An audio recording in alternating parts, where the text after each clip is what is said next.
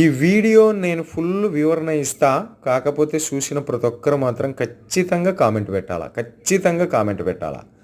Okay, ముందైతే ఒక like చేయండి, ఛానల్ని సబ్స్క్రైబ్ చేయండి. సూరత్లో 20, 30, 40, 50 రూపాయలకి చీరలు వస్తాయంటాయి కదా, అవి ఎట్లాంటివో అనేది ఒక క్లారిటీది. ఈ పిల్లగాడు సామాన్లు తీసుకొని వచ్చినాడు, టబ్బులు, బకెట్లు అవి.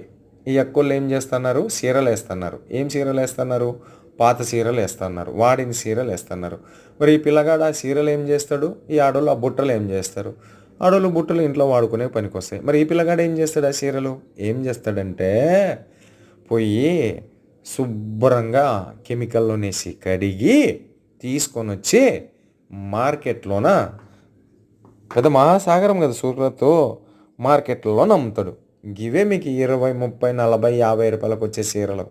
అదేదో పెద్ద ఫ్రెష్ మాల్ వచ్చే వాళ్ళ మాదిరిగా ఎగిరెగిరి గంతులేసి మాకు కావాలంటారు కదా. ఇప్పుడు చెప్పండి,